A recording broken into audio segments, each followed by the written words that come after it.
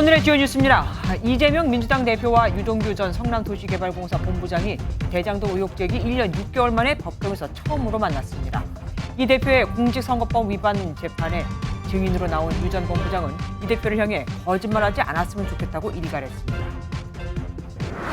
도널드 트럼프 전 대통령이 역대 미국 전 현직 대통령으로는 처음으로 형사 기소됐습니다. 미 언론은 뉴욕 맨해튼 대배심이 성추문 입막음 비용 지불과 관련해 트럼프 전 대통령을 기소하기로 했다고 보도했습니다. 광주를 찾은 전 우원 씨가 할아버지인 전두환 씨는 5.18 학살의 주범이라며 5.18 유가족들에게 무릎을 꿇고 사죄했습니다. 유족들은 조금이나마 위로가 된다며 진실 규명으로 이어지길 바란다고 말했습니다. 프로야구 정규 시즌 개막을 하루 앞두고 검찰이 한국야구위원회 KBO를 압수수색했습니다. 검찰은 KBO 산하 자회사 간부가 중개권을 대가로 뒷돈을 받았다고 보고 강제 수사에 착수했습니다. 학교 비정규직 노조 2만 3천여 명이 참석한 총파업으로 학교 4곳 중 한 곳은 급식에 차질을 빚었습니다. 파업은 하루로 끝났지만 7개월째 이어진 임금교섭은 타결 실마리가 보이지 않아 불안감은 여전합니다. 전기요금 인상안을 논의한 당정협의회에서 정부는 킬로와트 시당 8원에서 11원 정도의 인상안을 제안하고 여당은 그보다 낮은 안을 고려했던 것으로 MBN 취재 결과 확인됐습니다. 인상 결정을 보류한 당정은 한전의 강도 높은 자국책 마련이 우선이라고 강조했습니다. 단독 보도합니다.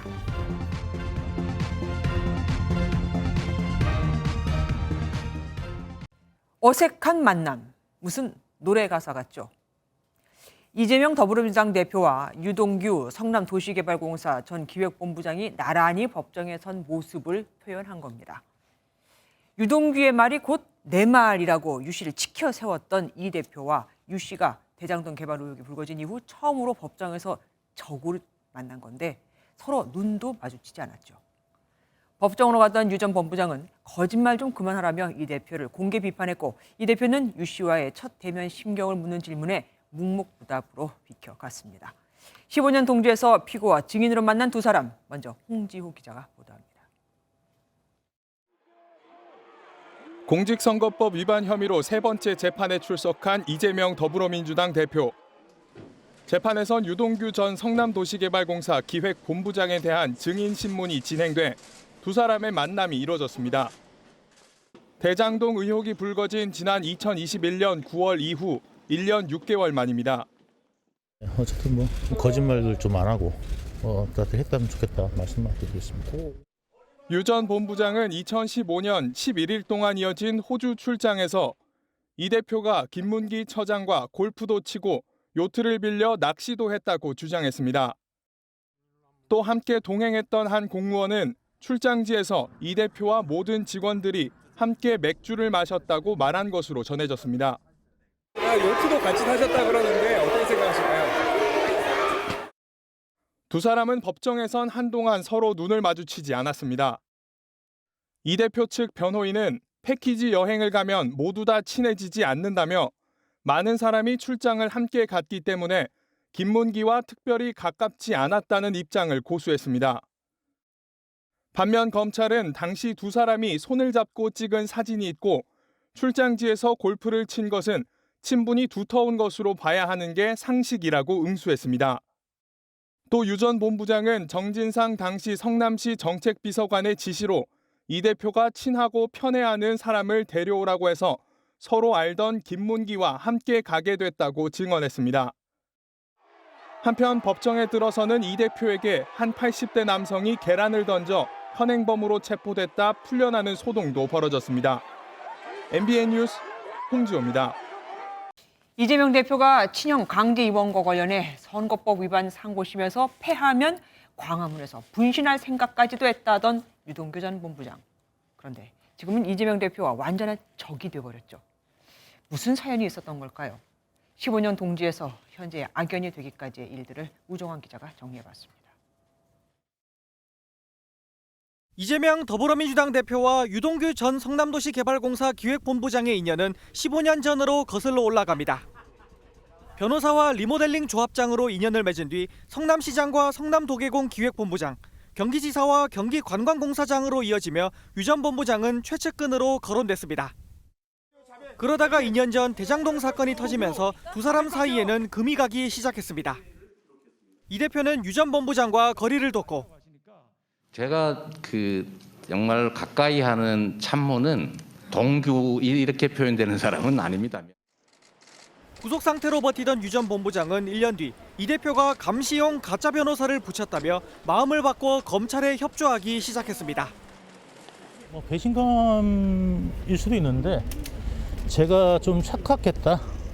형제들이라고 불렸던 이제 그런 사람들의 유 전 본부장의 입이 열리면서 급물살을 탄 검찰 수사는 김용, 정진상 등 이 대표 최측근들의 구속 기소로 이어졌고 결국 이 대표까지 칼끝이 닿았습니다. 검찰에 조종되는 궁박한 처지에 빠진 이들의 번복된 진술 말고 대체 증거 하나 찾아낸 게 있습니까? 유 전 본부장은 멈추지 않고 끝장을 보겠다는 의지까지 보이고 있습니다. 저는 숨겨왔던 때를 갖다가 다 이번에 벗겨낼 생각입니다. 피해의식에서 벗어나셔서 사실상 정치적 동지관계였던 두 사람의 15년 인연은 이제 돌이킬 수 없는 악연으로 바뀌어 한동안 법정에서 마주하게 됐습니다. MBN 뉴스 우종환입니다. 이재명 대표는 재판 출석 직전까지도 계속해서 윤석열 정부의 굴욕 외교, 후쿠시마산 수산물 수입 의혹 등 한일 정상회담 이후 불거진 문제들을 강조했습니다. 민주당은 여기에 더해서 최근 불거진 인사교체 배후에 김건희 여사가 있다는 설까지 제기했는데 아무래도 이 대표 사법 리스크와 맞물려 공세 수위가 더 높아진 듯하죠. 대통령실은 이틀 연속 관련 의혹을 거듭 부인했습니다. 이병주 기자입니다. 이재명 더불어민주당 대표는 전날에 이어 후쿠시마산 수산물 수입 재개 의혹을 집중 공략했습니다. 어리숙해 이용하기 좋은 손님을 낮게 부르는 말인 호갱이라는 말까지 써가며 한일 정상회담이 굴욕 외교였다고 비판했습니다. 일본에 환심을 사자고 우리 국민의 생명과 안전은 그냥 포기하겠다는 것으로 판단이 됩니다. 이렇게 하면 퍼주기와 굴종 말고 대일 외교 전략이 대체 뭐냐라는 민주당은 원전 오염수 해양 방류와 관련해 일본 보도가 이어지는 가운데 제대로 된 해명이 필요하다고 강조했습니다.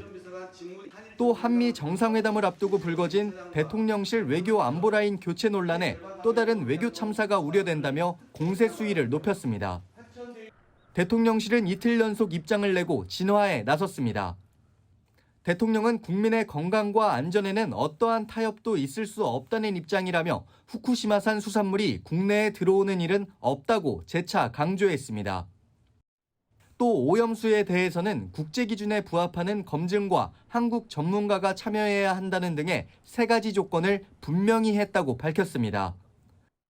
국민의힘은 민주당이 연일 가짜뉴스를 보도하고 있는 일본 언론만 신봉하고 대한민국 정부의 말에는 귀를 닫아버렸다며 대통령실 해명에 힘을 보탰습니다. 민주당은 다음 주 예정된 대정부 질문과 긴급 현안 질의에서 수산물 문제뿐 아니라 양곡법 개정안까지 추궁하겠다는 계획이어서 정치권 공방은 격화될 전망입니다. MBN 뉴스 이병주입니다. 윤석열 대통령의 미국 국빈 방문 기념으로 추진됐던 블랙핑크와 레이디 가가의 미국 공연이 무산된 것으로 보입니다. 조율 과정에서 안보실 실수가 있었던 것으로 알려졌던 바로 그 일정입니다. 더는 이 이슈가 부각되지 않도록 대통령실이 추진하지 않기로 한 것으로 보입니다. 황재형 기자가 보도합니다. 대통령실은 서면 자료를 통해 언론에 보도되는 공연은 대통령 방미 행사 일정에 없음을 알려드립니다라고 밝혔습니다. 해당 공연은 김성한 전 안보실장 사퇴에 발단이 된 것으로 알려진 블랙핑크와 레이디 가가 간 협연을 지칭하는 것으로 보입니다. 윤 대통령 국빈 기념으로 기획됐던 이 공연에 대해 YG 엔터테인먼트 측도 제안이 와서 긍정적으로 검토 중이라고 밝혔고 뉴욕 카네기 홀에서 개최될 것으로 알려졌던 바 있습니다. 미국 측 제안으로 추진은 됐으나 대통령실이 응답을 늦게 하며 안보실장 사퇴로 이어지는 등 진행이 삐걱대자 최종 취소한 것으로 해석됩니다. 대통령실 고위 관계자는 비용 논의까지 오갈 정도로 본격 추진된 적이 애초에 없다고 밝혔습니다. 또 문화 일정이 확정되지 않은 건 한미 양국이 공유하고 있었다고 말해 미국과도 논의가 끝났음을 확인했습니다. 일정 조율 실수가 더는 정치권 이슈가 되지 않도록 대통령실이 일정 자체를 취소하며 논란 확산을 막은 것이라는 분석이 나옵니다. MBN 뉴스 황지연입니다. 국가수사본부장에서 낙마한 정순신 변호사가 아들의 학교폭력 사건 청문회에 불참했습니다. 공황장애 진단을 받았다고 하는데 야당은 아들의 학폭 문제를 법기술로 피해갔던 정 변호사가 또 법기술로 국회를 농락하고 있다며 비판했죠. 결국 청문회에 나왔던 다른 증인들은 질문 한 번 받아보지 못한 채 그냥 국회를 나와야 했습니다. 다음 달로 연기된 청문회에는 정 변호사의 부인과 아들 2명도 증인으로 포함이 돼 있습니다. 노태현 기자가 보도합니다. 국가수사본부장에 임명됐다가 낙마한 정순신 변호사 아들의 학교폭력 사건 진상조사를 위한 청문회가 파행됐습니다. 정 변호사와 아들 학교폭력 소송을 대리했던 송계동 변호사는 불참했고 개인정보가 담겼다며 국회의 자료 제출 요구도 거부했습니다. 야당은 정 변호사 측이 밤 늦은 시간을 이용해 기습적으로 불참 통보했다며 일정을 연기해 꼭 출석시켜야 한다고 목소리를 높였습니다. 공황장애 질병 사유로 그 불출석 사유서를 냈더라고요. 아들의 학폭건의 수많은 자료 중에 피해 학생이 공황장애로 엄청 고통을 받았다는 그런 진술이 바로 그냥 떠올랐습니다. 반면 여당은 야당이 특정인을 목표로 정치적 의도를 갖고 추진한 청문회라며 출석한 증인들을 상대로라도 질의해야 한다고 주장했습니다. 의원들의 정치적 목적을 위해서 성토하고 소리 지르고 이런 자리 아닙니다. 청문회는 질의를 잘하셔서 그 증인을 통해서 필요한 내용을 얻어내는 것이 결국 1시간 50분 만에 청문회는 연기됐고 회의 직후 야당은 정 변호사와 송 변호사가 국회법을 위반했다며 고발장을 제출했습니다. 다음 달 14일 열릴 청문회에는 정순신 변호사의 부인과 아들 등도 추가 증인으로 부르기로 했습니다. MBN 뉴스 노태현입니다. 어제 고위공직자에 이어 오늘은 21대 국회의원들의 재산 변동액이 공개됐습니다. 한무경 국민의힘 의원이 지난해 가장 많이 재산이 늘었고 안철수 의원은 600억 원 넘게 재산이 줄었지만 그래도 1,000억 원을 넘어 총액 1위에 올랐습니다. 강영호 기자가 보도합니다. 서울의 한 신축 건물 공사 현장입니다. 한무경 국민의힘 의원은 지난해 이곳에 있었던 본인 소유의 건물을 200억 원에 팔고 대출금을 정리하며 70억 3,531만 원의 재산이 늘었습니다. 21대 국회의원 296명 가운데 재산 증가액이 가장 컸습니다. 이번에 공개된 296명의 국회의원 중 재산 1위는 안철수 국민의힘 의원으로 총 1,347억 원의 재산을 보유한 것으로 확인됐습니다. 2위와 3위는 같은 당 전봉민, 박덕흠 의원이 차지했습니다.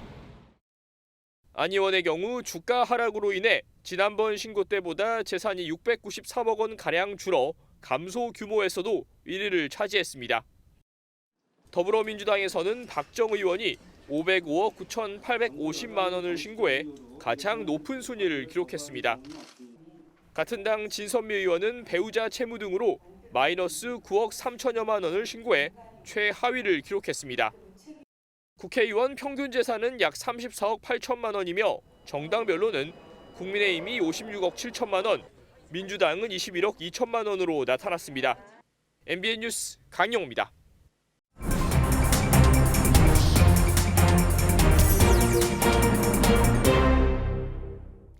오늘 정치 톡톡은 국회 취재하고 있는 정태진 기자와 함께하겠습니다. 어서 오십시오.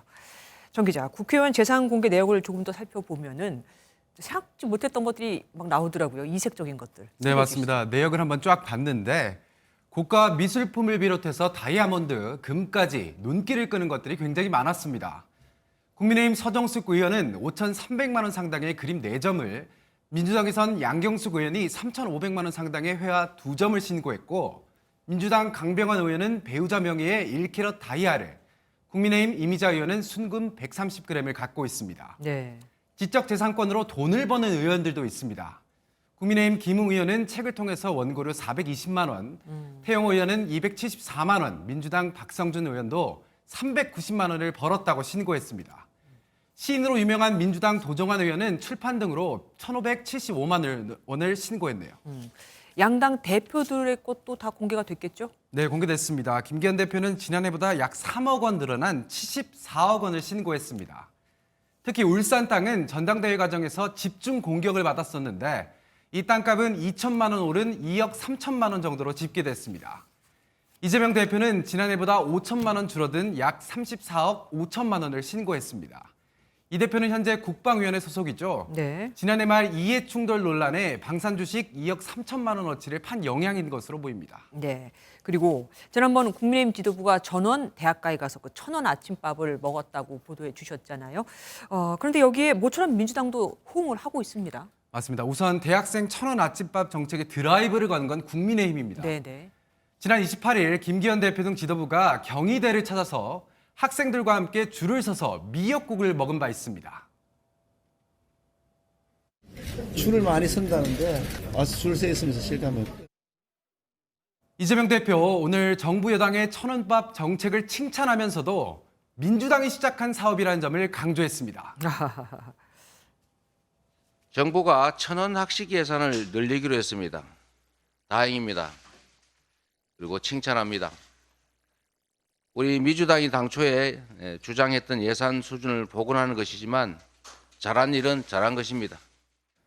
민주당은 오늘 민주당 소속 지자체장과 화상회의를 통해서 예산을 최소 50억 원 이상 늘리자며 추경 편성 등 사업 확대를 위해 정부와 여당의 의견을 전달하겠다고 했습니다. 그러면 국민의힘은 뭐라고 반응했습니까? 오늘 부산을 찾은 김기현 대표에게 민주당의 이런 호응 어떻게 생각하느냐 물어봤습니다. 네.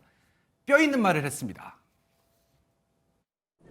모처럼 야당이 여당이 하자는 것에 대해서 공감해 준 것을 아주 감사하게 생각하고요.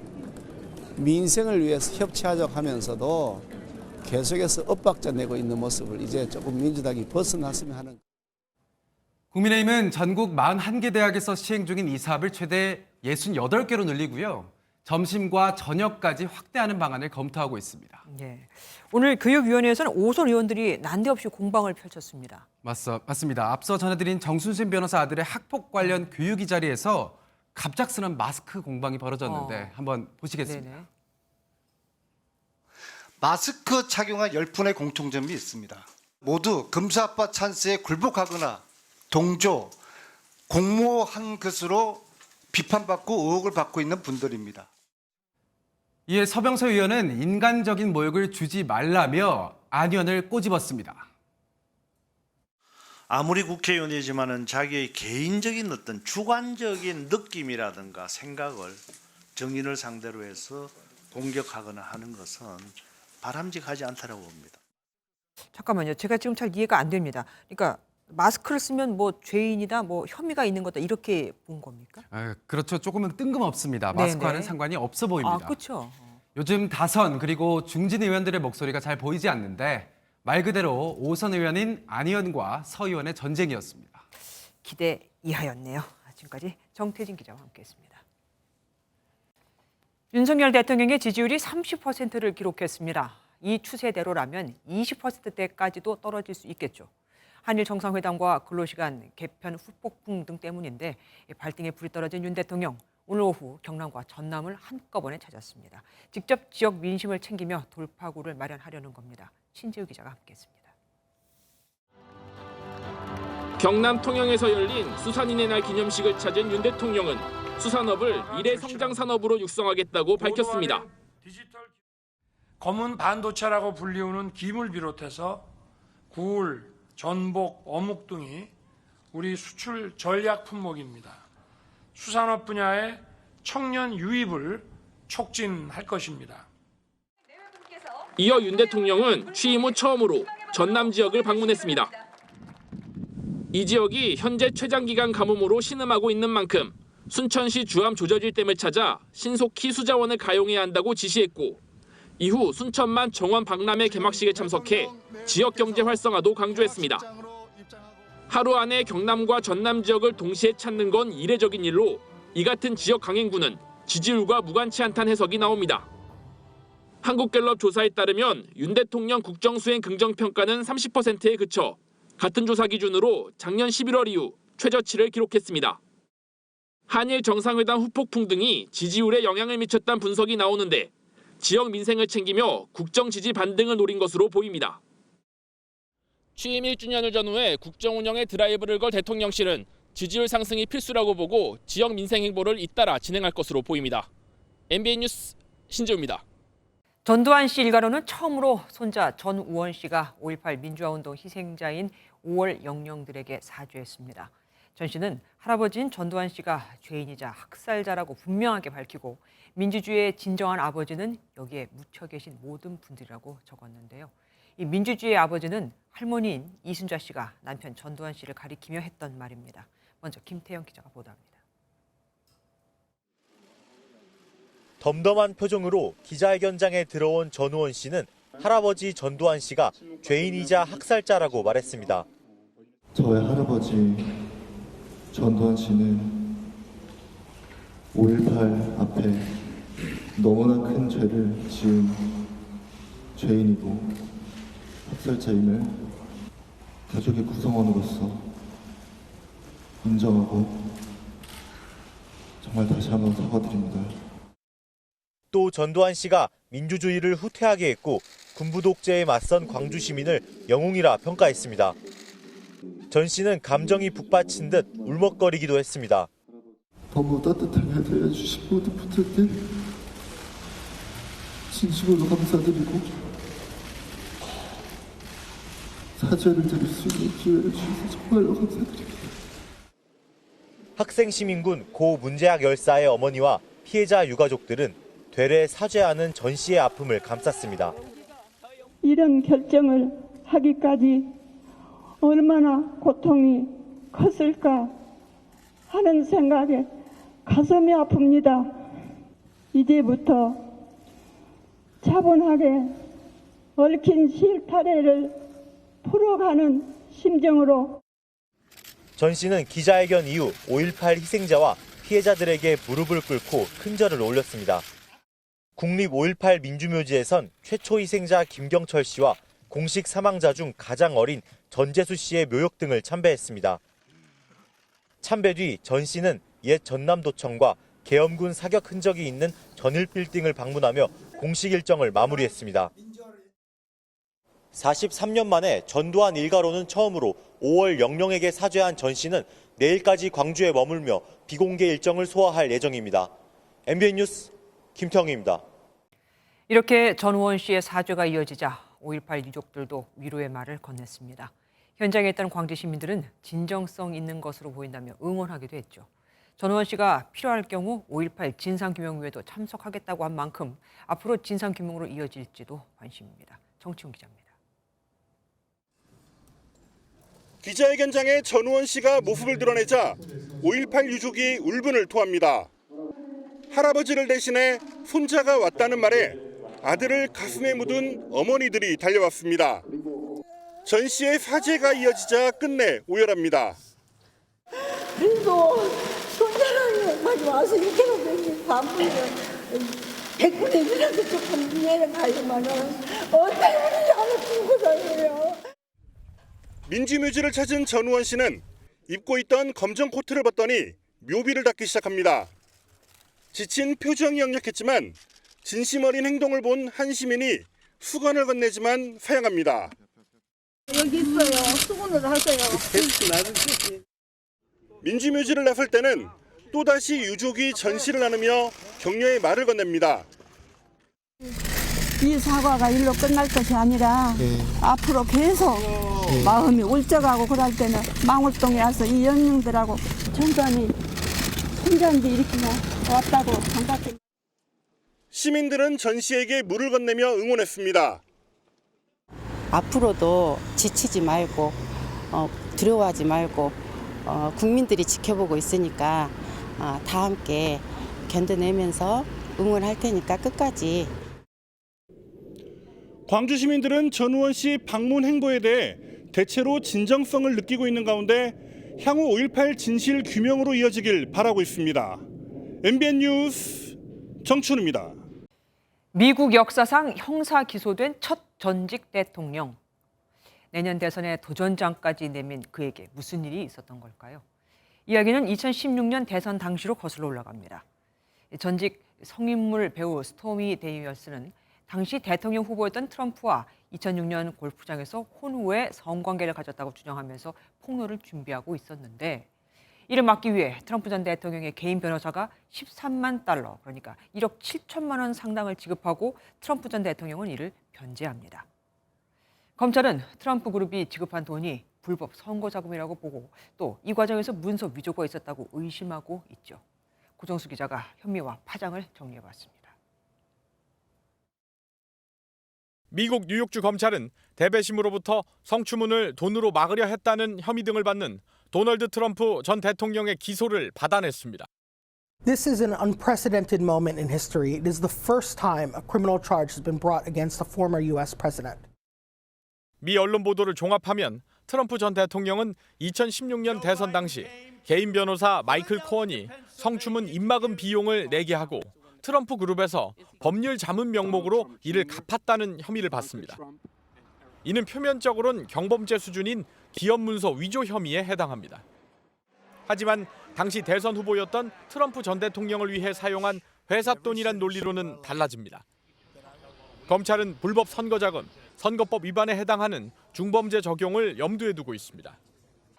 트럼프 전 대통령은 사적 거래였으며 정치적 박해이자 역사상 가장 높은 수위의 선거 개입이라고 반박했습니다. It is that prioritization of politics over what is going to be keeping the New Yorkers safe that's really the big misconduct in my mind. 대선 후보의 선거 자금 문제는 뉴욕주 법률이 아닌 연방 선거법으로 다뤄야 하기에 기소 적합성에 문제가 있다는 반론도 있습니다. 검찰이 또 다른 혐의를 적용할 가능성도 남은 가운데 기소를 앞두고 항의하라고 지지자들을 선동한 바 있는 트럼프 전 대통령이 체포와 자진 출두 선택 과정을 정치적으로 이용할 거란 분석도 나옵니다. MBN 뉴스 고정수입니다. 남경필 전 경기지사의 장남이 얼마 전 마약 투약 혐의로 구속될 뻔했죠. 법원이 구속의 필요성이 없다며 풀어주었는데 닷새를 못 참고 또 마약에 손을 댔습니다. 이번에도 가족의 신고로 붙잡혔죠. 경찰은 다시 구속영장을 신청할 방침입니다. 이재호 기자입니다. 남경필 전 경기지사의 장남이 또다시 마약을 투약한 혐의로 경찰에 체포됐습니다. 지난 25일 필로폰 투약 혐의로 청구된 구속영장이 기각된 지 닷새 만입니다. 남 씨는 이번엔 경기도 성남에 있는 다른 가족이 사는 집에서 마약을 투약한 것으로 알려졌습니다. 마약을 투약한 남 씨가 지난번과 마찬가지로 이상 행동을 보이자 함께 있던 가족이 경찰에 신고한 겁니다. 출동한 경찰이 남 씨의 소변에 대한 마약 가니시아 검사를 한 결과 필로폰 양성 반응이 나왔고 현장에서는 주사기 여러 개도 발견된 것으로 전해졌습니다. 앞서 경찰은 남 씨에 대해 구속영장을 신청했지만 법원은 구속의 필요성을 인정하기 어렵다며 기각한 바 있습니다. 경찰은 관련 자료를 수집해 이르면 오늘 안으로 남 씨에 대해 구속영장을 신청할 방침입니다. 앞서 남 씨는 2018년에도 마약을 투약한 혐의로 구속 기소돼 징역 3년에 집행유예 4년을 선고받았습니다. MBN 뉴스 이조입니다. 내일이 프로야구 개막일인데 검찰이 오늘 한국야구위원회 KBO를 압수수색했습니다. KBO와 그 자회사의 중계권 관련 비리 혐의를 포착한 겁니다. 미성년자 대상 성범죄 혐의로 퇴출당한 유망주 투수. 뒷돈 요구로 해임된 단장에 이어 KBO 압수수색까지. 요즘 프로야구 왜 이러는 걸까요? 강재묵 기자입니다. 검찰이 KBO 사무국과 KBO 산하 자회사를 대상으로 강제 수사에 나섰습니다. KBO 소속 간부 A씨가 중계권과 관련한 청탁으로 뒷돈을 받은 정황이 포착된 것입니다. 검찰은 A씨가 지난 2013년부터 2016년 사이 스포츠 마케팅 업체 에이클라에서 수억 원대의 금품을 받은 것으로 의심하고 있습니다. 해당 금품이 A씨 아내에 대한 급여 명목으로 건네졌다고 판단, 증거 확보에 나섰습니다. KBO와 함께 수사 대상이 된 KBOP는 리그 중계권 사업이나 후원사 유치를 관리하는 KBO의 자회사입니다. 롯데 서준원의 미성년자 성착취 혐의를 시작으로 현역 구단 단장의 뒷돈 논란과 검찰 수사까지. 여기에 제보를 주로 받는 KBO 클린베이스 센터에는 한 수도권 구단 관계자의 온라인 불법 도박 관련 내용이 신고되기도 했습니다. 프로야구 개막 전날 설렘 대신 참담한 기분이 야구계를 휘감고 있습니다. MBN 뉴스 강재묵입니다. 서울 강남 한복판에서 그제밤 한 여성이 차량으로 납치되는 사건이 발생했는데 이틀 만에 남성 3명이 체포됐습니다. 남편의 금전 문제 때문이었다고 하네요. 여성은 대전 대청댐 인근에서 시신으로 발견됐습니다. 보도국 연결해서 자세한 소식 들어보겠습니다. 백길종 기자, 이게 어떻게 된 겁니까? 네, 사회부입니다. 그젯밤 서울 강남에서 한 여성을 납치한 남성들이 도주한 지 이틀 만에 붙잡혔습니다. 서울수서경찰서는 지난 29일 밤 11시 46분쯤 강남구 역삼동의 한 아파트 앞에서 여성을 차량으로 납치한 피의자 3명을 오늘 검거했다고 밝혔습니다. 자정에 가까운 시간이라 목격자가 많진 않았지만 거칠게 제압당하는 과정에서 여성이 큰 소리로 도움을 청하면서 경찰에 신고가 접수됐습니다. 근데 차가 승용차였던 것 같은데? 안 그래도 조금 찝찝하긴 하더라고. 여자가 좀 소리치는데 좀 끌려가는 느낌? 여성을 바닥에 내팽겨치고 단지 밖으로 끌어낸 남성들은 준비한 차량에 여성을 태우고 도주했습니다.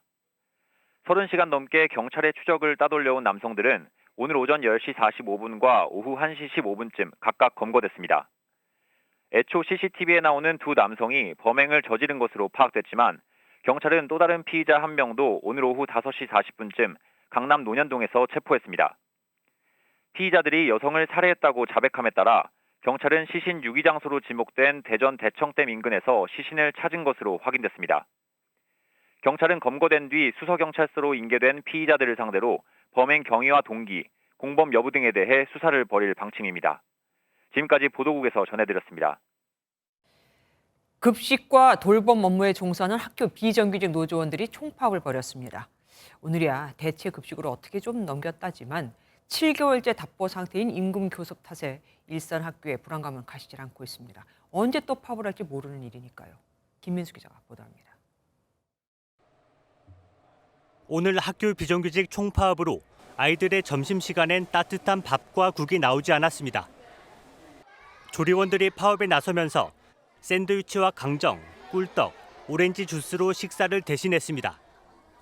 일부는 집에서 준비해온 도시락을 먹기도 했습니다. 열흘 전쯤 우리 종사원들이 참가하겠다는 의사를 밝혀와서 저희들은 이제 아이들 급식을 그대로 진행을 해야 돼서 이번 파업으로 급식 대상 학교 4곳 중 한 곳인 3,293개교가 급식의 차질을 빚었습니다. 학교 비정규직 노동자들은 오늘 하루 거리에 나와 처우 개선을 요구하며 목소리를 높였습니다. 용산 대통령실과 전국 17개 시도교육청 앞으로 몰려든 인원은 2만 3천여 명. 전체 교육 공무직의 13.9%가 참여해 지난해 11월 파업 때보다 조금 늘었습니다. 채용을 해도 채용자가 한 3, 4일 있다 다 그만두고. 그러니까 이제 인원 인력나 때문에 또 그냥 현장에서는 굉장히 힘들어하고. 학교 비정규직 노동자와 교육당국 사이에 임금 체계 개편, 기본급 인상액, 복리후생수당을 두고 이견이 좁혀지지 않는 상황. 교육부와 각 시도교육청은 임금 교섭 타결과 조리 환경 개선을 위해 최선을 다하겠다는 원론적인 입장만 밝히고 있어 대결 국면은 여전히 불가피해 보입니다. MBN 뉴스 김민수입니다.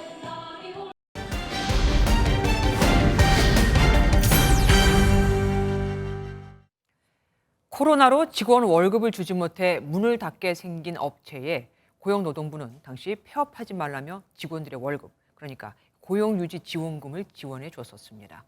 그런데 신청 당시 정확한 설명을 듣지 못하고, 그러니까 유급 휴직인지 유급 휴업인지 등등 그냥 들어도 헷갈리죠.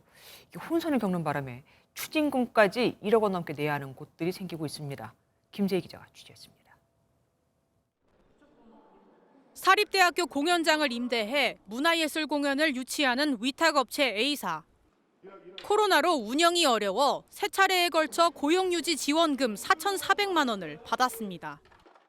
그런데 고용노동부가 갑자기 부정수급을 했다며 반환 명령을 내려 추가 징수금까지 합쳐 1억 1천만 원을 내야만 했습니다.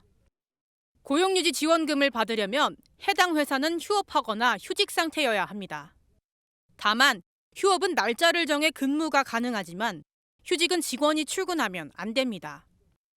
휴직 상태에서 직원이 출근해 부정수급 혐의를 받은 A사 측은 휴업과 휴직이 헷갈렸다며 억울함을 호소했습니다. 그 담당자들이 한 명이 아니지 않습니까? 뼈에 오는 답변 다 틀린 거예요. 첫 달을 신청할 때는 휴업을 하라 해서 휴업을 냈어요. 두 번째 달에는 또 휴직을 하라 그러더래요. 휴직을 했어요. 서류를 준비하려면 누군가는 회사에 나와야 했다며 휴직 조건을 명확하게 이해했다면 지원금을 신청하지 않았을 것이라고 말했습니다. 아니, 정말 정확히만 제대로 알려줬으면은 신청 안 합니다. 또 다른 예술공연 업체 B사는 휴업을 하고 고용유지 지원금을 받은 사례라 근무 날짜가 정해져 있었습니다. 그런데 근무가 아닌 날 고용노동부 지청이 빠진 서류를 보내라고 해서 어쩔 수 없이 출근했다가 부정수급자로 낙인 찍혔습니다. 정부가 사전 설명과 교육이 부족한 상황에서 고용유지 지원금 제도를 시행하고 업체의 사정이나 특성에 대한 고려 없이 적발을 하다 보니 위반자가 속출하는 겁니다.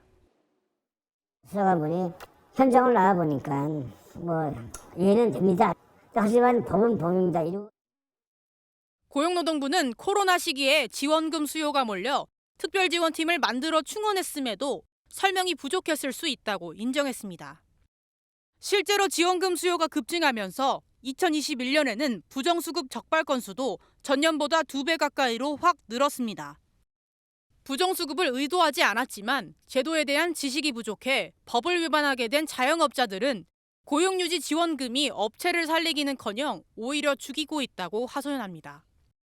부정수급자가 되면 받은 고용유지 지원금은 물론 막대한 추가 징수금까지 납부해야 합니다.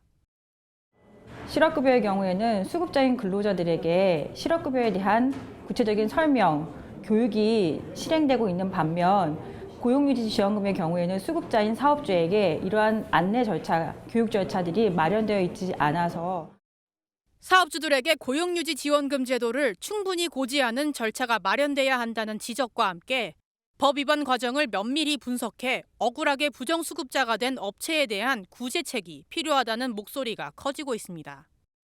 포커스M 김세희입니다. 당정이 오늘 전기요금 인상 여부를 두고 협의회를 열었지만 물가 부담을 고려해 결론을 보류했습니다.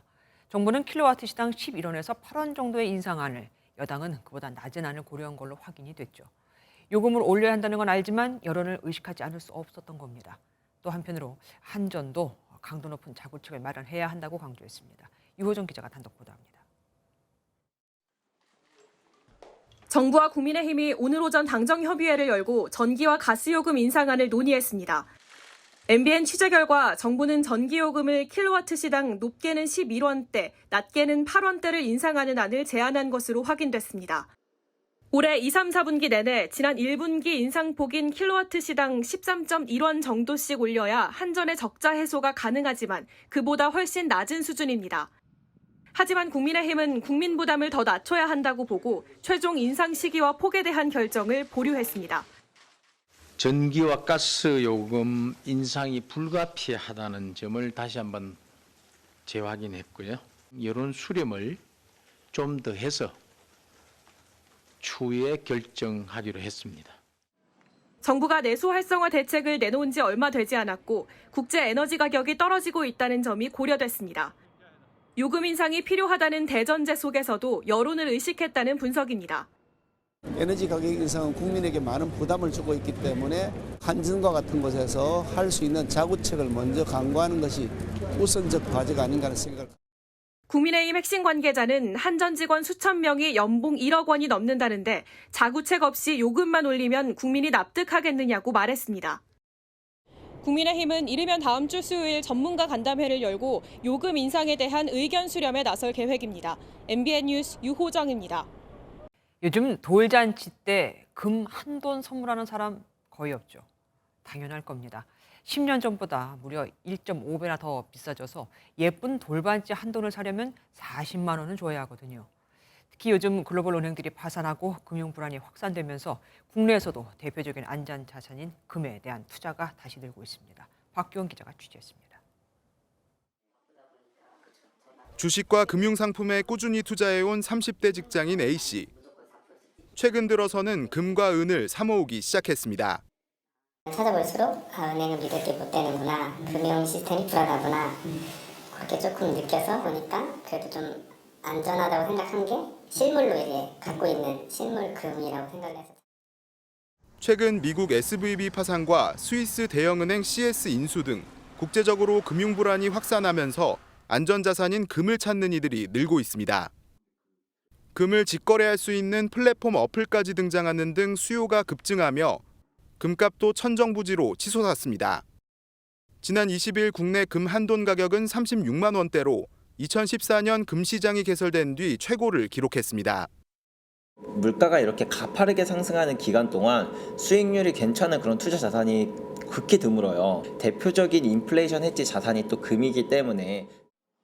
세공비까지 더해지면 한돈짜리 금반지가 40만 원을 넘다 보니 돌잔치 선물도 부담입니다.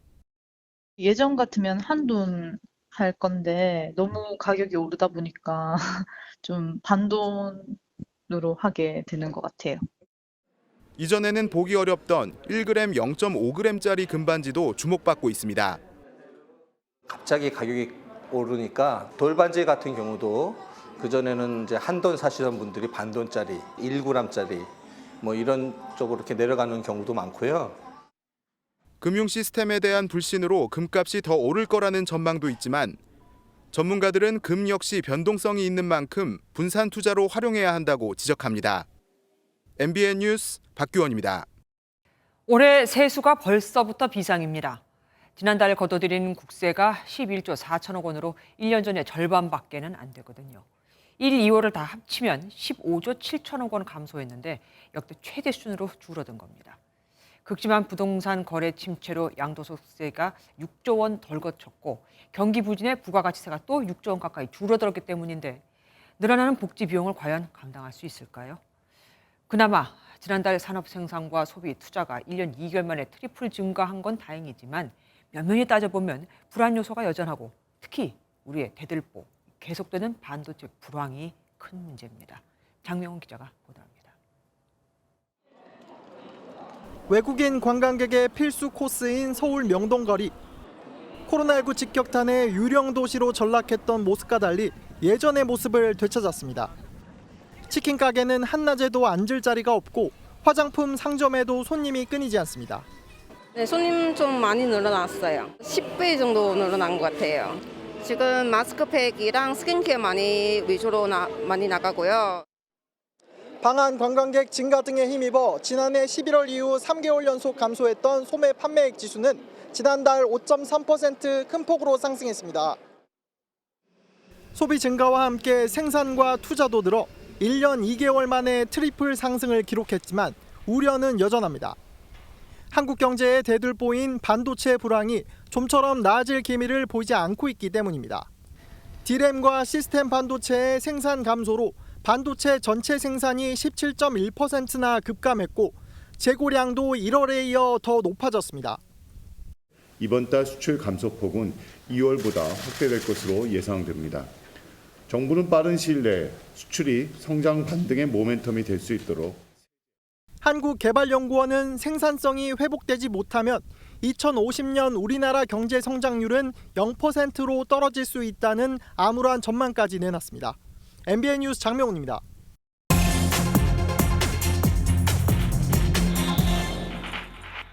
어렵고 딱딱한 경제 뉴스를 쉽고 재밌게 또 알차게 전해드립니다. 경제기자 이현재입니다.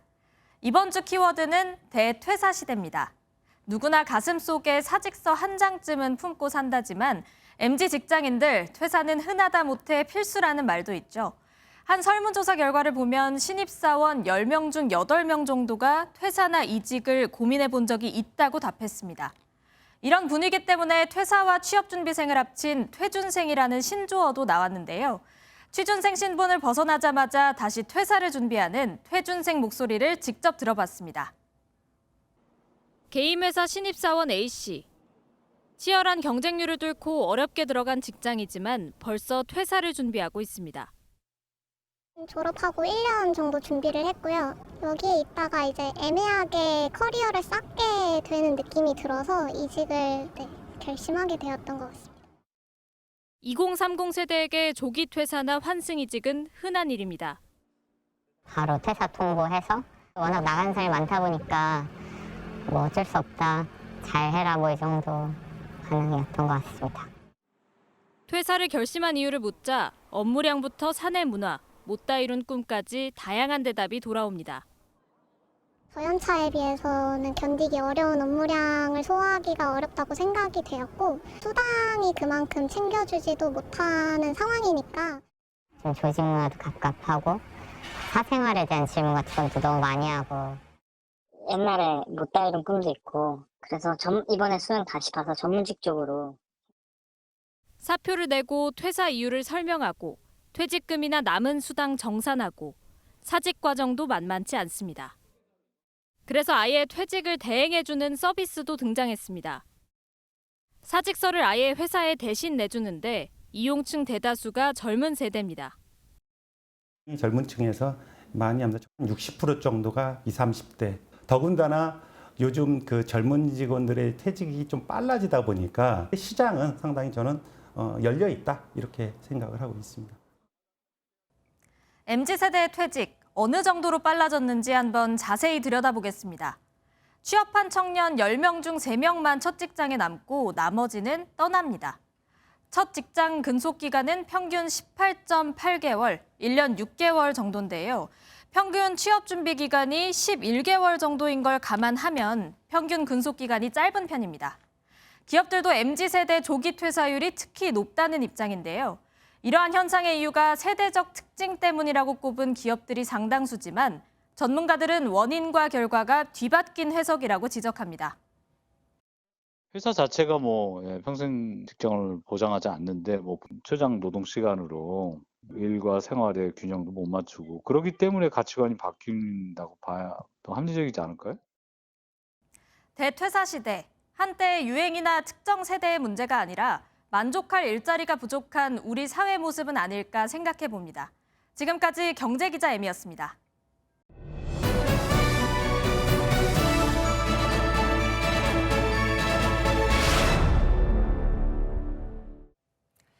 MBN은 양성평등을 넘어 이제는 양성포용으로 가자는 내용을 연중기획으로 보도해드리고 있습니다.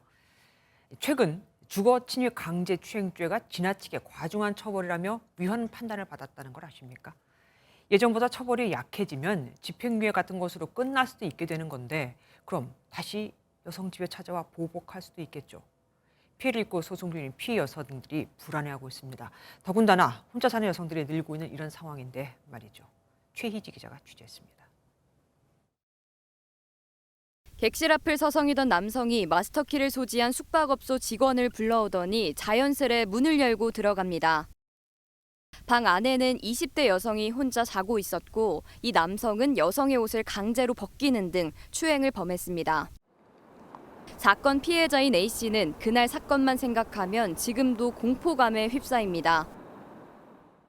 안심할 수 있는 그런 공간에서 추행을 당하는 거기 때문에 여성 입장에서는 어떤 공간에서도 안심할 수 없다는 1년이 넘는 수사와 재판 끝에 형량 선고만을 앞두고 있었는데 지난달 헌법재판소가 주거침입 강제추행죄를 위헌으로 판단하면서 다시 공판을 기다려야 하는 상황이 됐습니다. 감형되더라도 최소 3년 이상의 실형이 예상됐지만 법이 없어지면서 집행유예로 풀려날 가능성도 커졌습니다.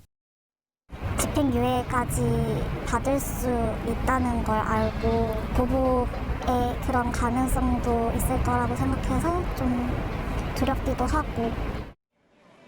현재 국내 여성 1인 가구는 300만 명 이상으로 이들이 가장 두려워하는 범죄가 바로 주거침입입니다. 성범죄 피해를 당한 여성들은 자신만의 공간에서조차 안심할 수 없다며 고통을 호소합니다.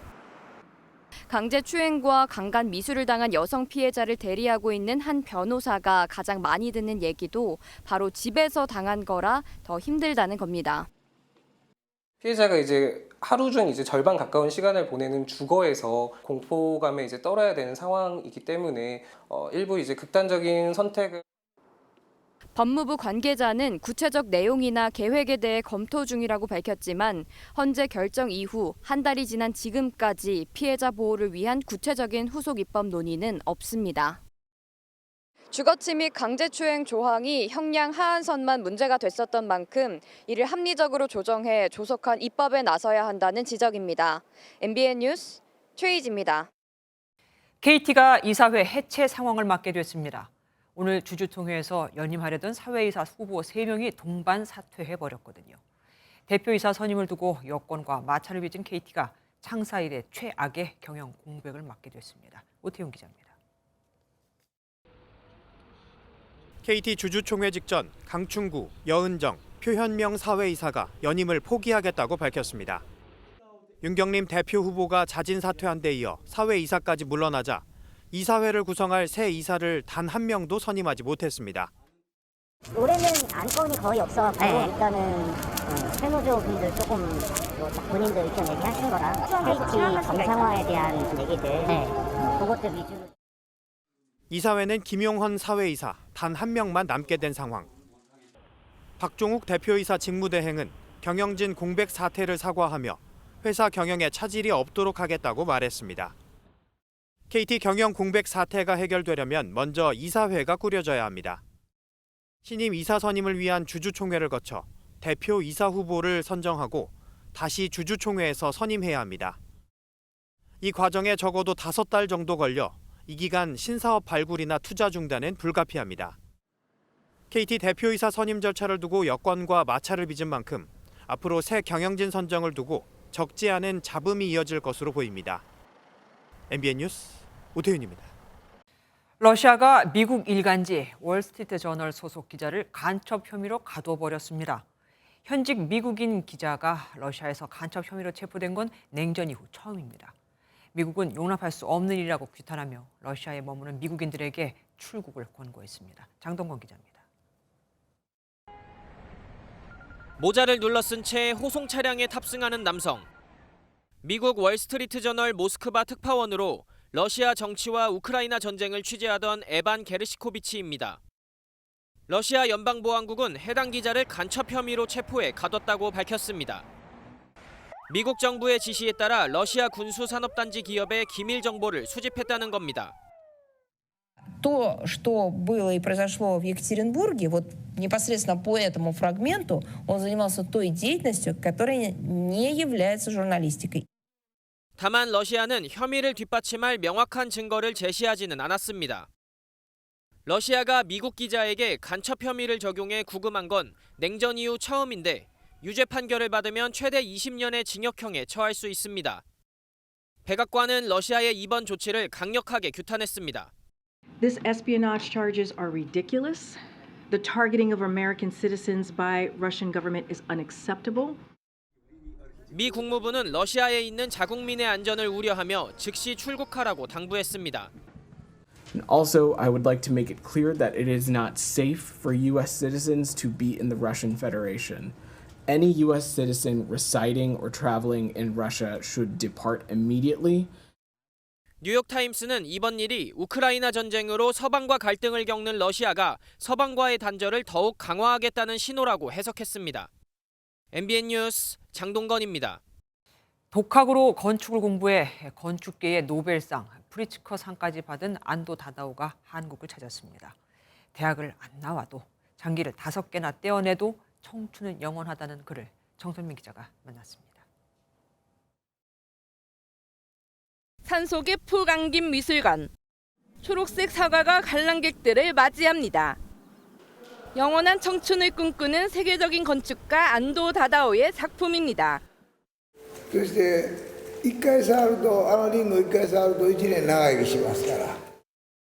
불필요한 것들은 모두 덜어낸 노출 콘크리트 건축물에 빛과 물을 담아내는 반세기 작품 세계가 펼쳐집니다. 작은 교회 건물인 빛의 교회부터 섬 전체를 예술품으로 변모시킨 나오시마 프로젝트 등 대표작을 만나볼 수 있고 제주 본태 박물관과 지난해 개관한 LG아트센터 서울 등 국내 건축도 전시됩니다. 10년 전 문을 연 이곳 뮤지엄사는 안도 다다오가 설계한 곳인데요. 자신이 설계한 장소에서 전시를 여는 건 전 세계에서 처음입니다. 7년 전 한 전시를 계기로 친분을 쌓은 김건희 여사와 한일 정상회담 당시 오찬을 갖는 등 한일 교류에도 앞장서고 있습니다. これを交流することによって地球の中で文化の中心になればいいなと思ってます。 권투 선수 출신으로 혼자서 건축을 공부했으며 폐암으로 장기를 5개나 떼내야 했던 안도 다다오. 그의 청춘은 계속됩니다. MBN 뉴스 정설민입니다. 기무사 계엄령 검토 문건의 의혹 핵심 인물인 조현천 전 국군기무사령부 사령관이 구속되면서 검찰의 내란 음모 혐의 수사가 본격화될 것으로 보입니다. 서울 서부지법은 직권남용과 정치관여 혐의를 받는 조 전 사령관에 대해 증거인멸과 도망 우려가 있다며 오늘 구속영장을 발부했습니다.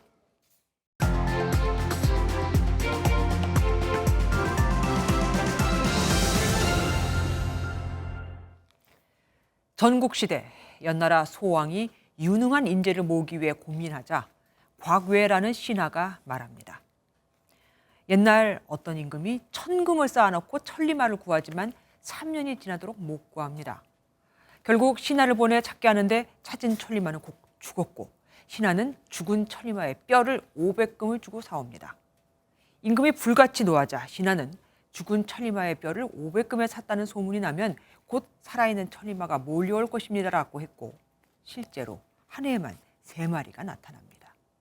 그러니 임금께서는 유능한 인재를 모으려면 우선 저부터 시작하십시오. 이 말을 들은 연소왕은 곽외를 스승으로 대우했고 그 소문을 들은 뛰어난 인재들이 다투어 몰려들었다고 합니다. 여기서 천금을 들여 천리마의 뼈를 산다는 천금매골이라는 고사성어가 나왔죠.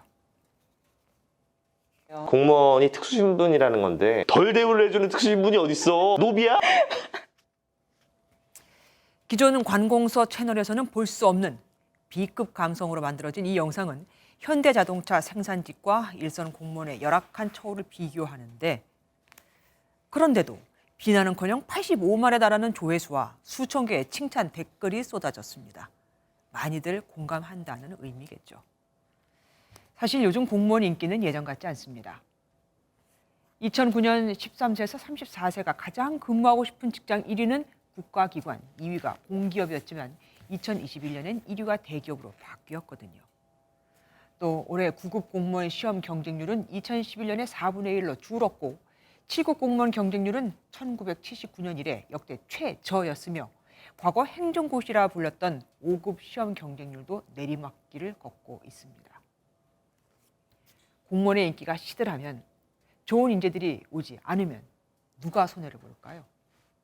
생각해 볼 것도 없이 국가, 바로 국민입니다. 그 옛날에도 죽은 말의 뼈를 천금을 주고 사서라도 인재를 모았다는데 우리는 지금 뭘 하고 있는 걸까요? 인사혁신처는 부랴부랴 올해 9급 1호봉을 기준으로 기본급 5%를 올리며 처우를 개선하겠다고 합니다. 공무원 경쟁률이 낮아진 원인도 분석했는데 청년층 인구 감소가 이유라고 합니다. 여기에 공감하십니까?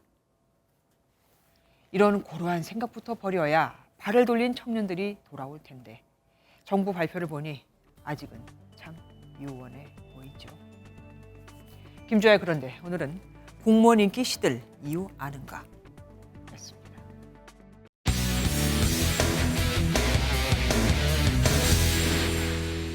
스포츠 뉴스입니다. 축구협회가 승부 조작 등 각종 비위 행위로 징계를 받은 축구인 100명을 사면해 거센 비판을 받았는데요. 결국 사흘 만에 사면 결정을 전면 취소했습니다. 정몽규 회장이 머리 숙여 사과했지만 축구협회에 실망한 팬들의 반응은 싸늘하기만 합니다. 최영규 기자입니다. 지난 28일 이사회 이후 사흘 만에 다시 만난 대한축구협회 이사진은 굳은 표정으로 임시 이사회를 시작했습니다. 1시간이 채 되지 않는 짧은 회의 끝에 축구협회는 사면 조치를 전면 철회했고 정몽규 회장은 고개를 숙이고 사과했습니다.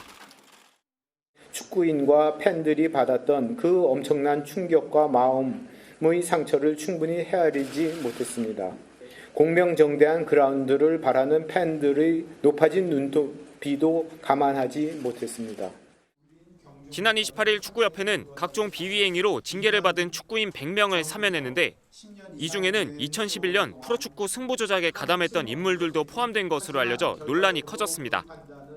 여기에 상급기관인 대한체육회 규정에도 어긋난다는 사실이 알려지면서 결국 사면을 철회했지만 팬들의 반응은 싸늘하기만 합니다. 사면안을 기획한 주동자와 책임자가 누구인가를 이렇게 가려내가지고 하는 상처가 필요하고, 그다음에 더 이상 승부 조작 범죄자들이 축구판에 발붙이지 않도록 하는 그런 확실한 대책. 그리고 거센 역풍에 놀라 승부 조작범 등의 사면을 사흘 만에 취소한 대한축구협회. 정몽규 회장의 입장문으로 희대 총격을 서둘러 끝냈지만 특정 임원진 중심의 독단적인 의사결정이 계속되는 한 각종 논란이 계속 불거질 전망입니다. MBN 뉴스 최영규입니다. 눈길을 닿는 곳곳마다 봄 기운이 가득합니다. 이번 주말은 서울의 벚꽃도 절정에 달하겠습니다. 낮 동안 서울이 26도, 순천 24도까지 올라 따스하겠는데요. 아침 저녁으로는 쌀쌀함이 감도는 만큼 일교차에 맞는 옷차림 하셔야겠습니다. 단 화재 위험성은 갈수록 커지고 있습니다. 오늘 오전 9시를 기해서 서울 등 일부 수도권과 강원 영동, 충북과 경북 지역은 건조 경보로 특보가 한 단계 강화됐습니다. 산불 위기경보도 경계 단계인 만큼 꽃놀이 가신다면 작은 불씨도 세심하게 살피셔야겠습니다. 내일 대기질도 좋지 못하겠습니다. 수도권을 포함한 중서부와 전북, 광주 지역은 종일 매우 나쁨 수준에서 나쁨 수준을 오르내리겠습니다. 내일 전국이 맑겠습니다. 자세한 지역별 기온 보시면 중부지방은 서울이 아침에 10도, 낮 기온 26도로 일교차가 크겠습니다. 남부지방은 광주와 전주가 26도로 오늘보다 더욱 따뜻하겠지만 영남 지역은 부산이 21도 등으로 오늘보다 3도가량 낮겠습니다. 다가오는 화요일과 수요일 사이 전국에 비가 내릴 텐데요. 중부지방은 목요일까지 길게 이어질 전망입니다. 내셨습니다. 안녕하세요. 김주하입니다. 공정하고 신속한 MBN 뉴스, 유튜브를 통해서도 만나보실 수 있습니다. 특히 더 많은 뉴스와 라이브를 보고 싶으시다면 오른쪽을 눌러서 구독하시면 됩니다. 어렵지 않죠? 빠르고 정확한 뉴스로 계속 찾아뵙겠습니다. MBN 뉴스를 시청해 주신 여러분 고맙습니다.